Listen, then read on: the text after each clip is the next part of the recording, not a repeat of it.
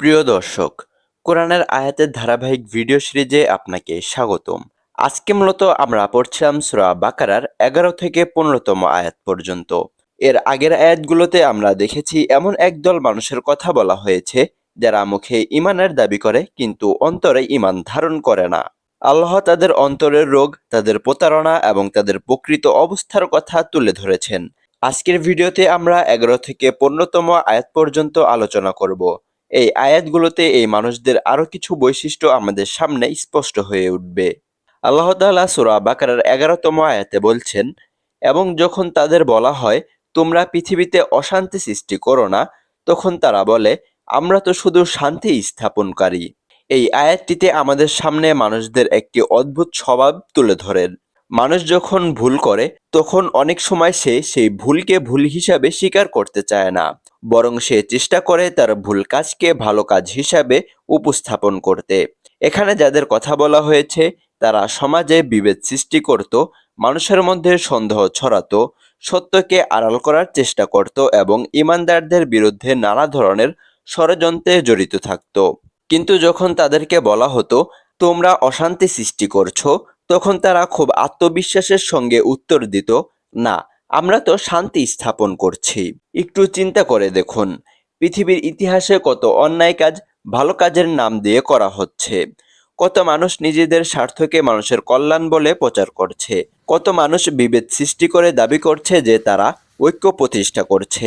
এই আয়াত আমাদের শেখায় যে শুধু নিজেদের সম্পর্কে ভালো ধারণা থাকলেই হবে না। একজন মানুষ নিজেকে খুব ভালো ভাবতে পারে, কিন্তু প্রকৃত সত্য কি সেটি আল্লাহ সবচেয়ে ভালো জানেন।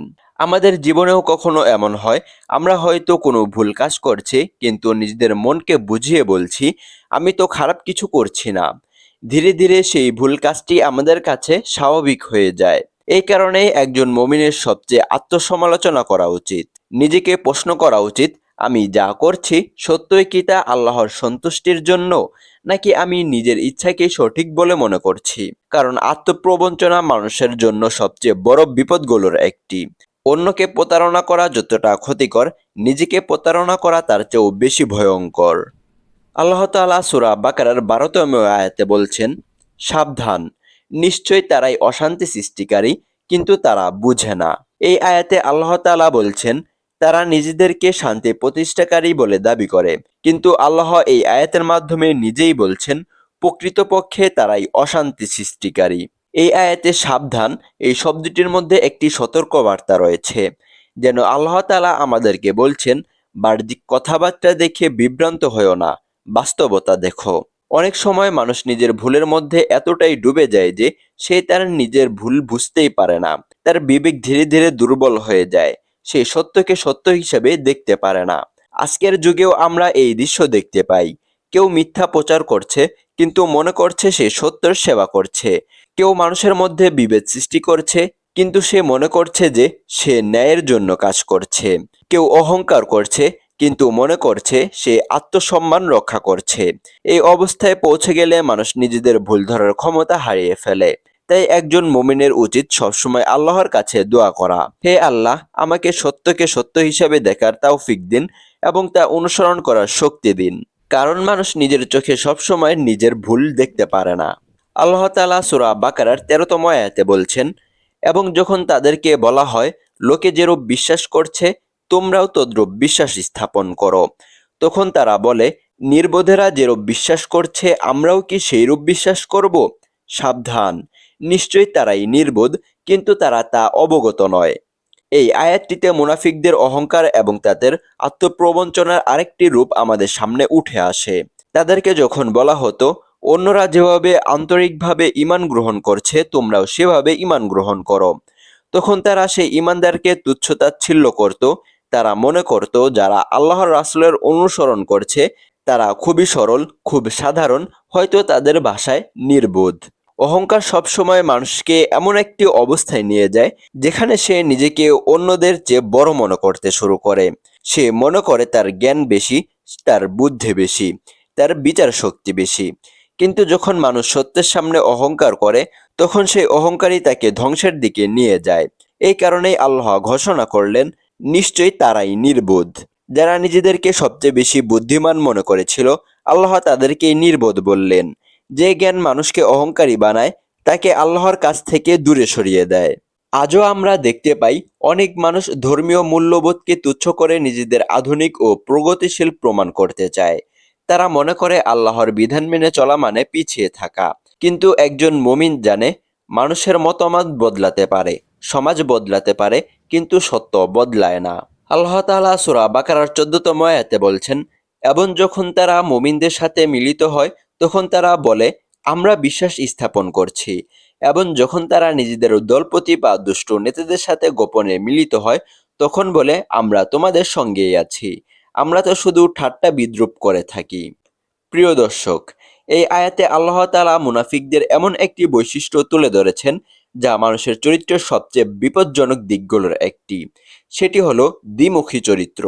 একজন সত্যিকার মুমিনের পরিচয় হলো তিনি মানুষের সামনে যেমন আড়ালেও তেমন। তিনি এক জায়গায় এক কথা আর অন্য জায়গায় অন্য কথা বলেন না। তার নীতি, আদর্শ ও বিশ্বাস পরিস্থিতি পরিবর্তনের সঙ্গে পরিবর্তন হয় না। কিন্তু এই আয়াতে যাদের কথা বলা হয়েছে তাদের অবস্থা ছিল সম্পূর্ণ ভিন্ন। যখন তারা মুমিনদের সংস্পর্শে থাকতো তখন বলতো, আমরা বিশ্বাস স্থাপন করেছি। আর যখন কাফিরদের সংস্পর্শে যেত তখন তারা বলতো, আমরা তো শুধু মজা করছিলাম। অর্থাৎ তারা দুই দিকে সম্পর্ক রাখতে চাইতো। তারা সত্যের পক্ষে দাঁড়াতে চায়নি। তারা নিজেদের স্বার্থকে সবচেয়ে বড় মনে করেছিল। তারা ইমানদারদের আন্তরিকভাবে উপহাস করত। এই আয়াত আমাদের একটি গুরুত্বপূর্ণ শিক্ষা দেয়।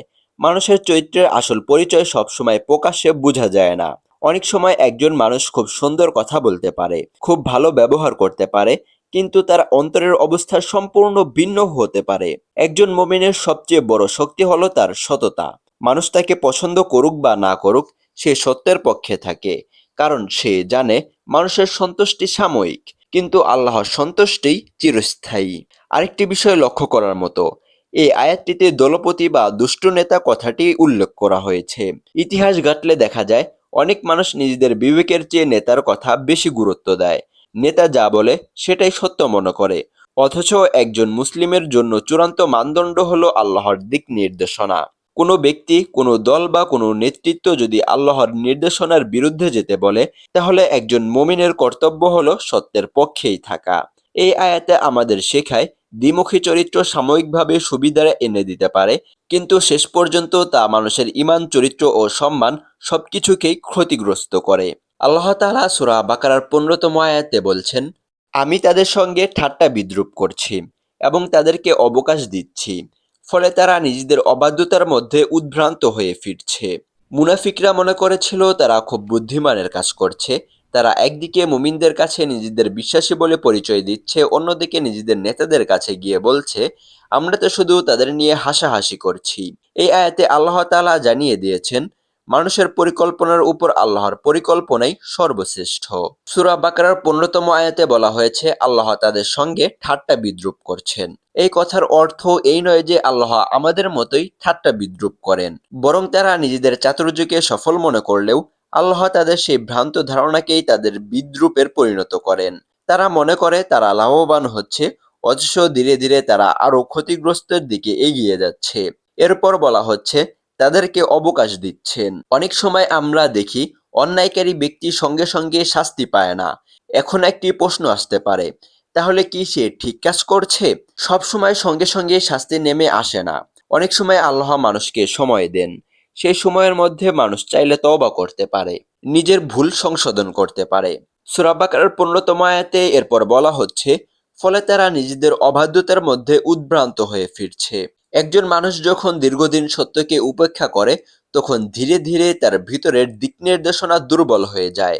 সে আর বুঝতে পারে না কোনটি সঠিক আর কোনটি ভুল। সে মনে করে সে সঠিক পথেই আছে, কিন্তু বাস্তবে সে বিভ্রান্তির মধ্যে ঘুরপাক খাচ্ছে। যে ব্যক্তি নিজেদের ভুল বুঝতে পারে তার ফিরে আসার সম্ভাবনা থাকে, কিন্তু যে ব্যক্তি ভুল করেও মনে করে সে ঠিক করছে তার জন্য ফিরে আসা অনেক কঠিন হয়ে যায়। প্রিয় দর্শক, সূরা বাকারার 11 থেকে 15তম আয়াত, এই 5টি আয়াতে আমাদের সামনে মুনাফিকদের আরো বেশ কিছু বৈশিষ্ট্য তুলে ধরা হয়েছে। তার মধ্যে অন্যতম হচ্ছে, মুনাফিকরা নিজেদের ভুল সঠিক বলে দাবি করে। তারা অশান্তি সৃষ্টি করেও নিজেদেরকে শান্তির দূত বলে দাবি করে। তারা ঈমানদার এবং মুমিনদেরকে তুচ্ছ-তাচ্ছিল্য করে। তারা মানুষের সামনে একরকম আর গোপনে অন্যরকম আচরণ করে। প্রিয় দর্শক, কিন্তু আল্লাহ আমাদেরকে জানিয়ে দিচ্ছেন, মানুষ হয়তো কিছু সময়ের জন্য অন্য মানুষকে বিভ্রান্ত করতে পারে, কিন্তু আল্লাহর কাছে কিছুই গোপন থাকে না। এই আয়াতগুলো পড়ার উদ্দেশ্য শুধু অতীতের একটি গোষ্ঠীকে জানা নয়, বরং নিজেদের আন্তরিকতাকে যাচাই করা। আল্লাহ তাআলা আমাদের অন্তরকে কপটতা থেকে রক্ষা করুন, সত্যকে ভালোবাসার তৌফিক দান করুন এবং আমাদেরকে এমন এক ঈমান দান করুন যা প্রকাশ্য ও গোপন উভয় অবস্থায় একই রকম দৃঢ় থাকে। আল্লাহ হাফেজ।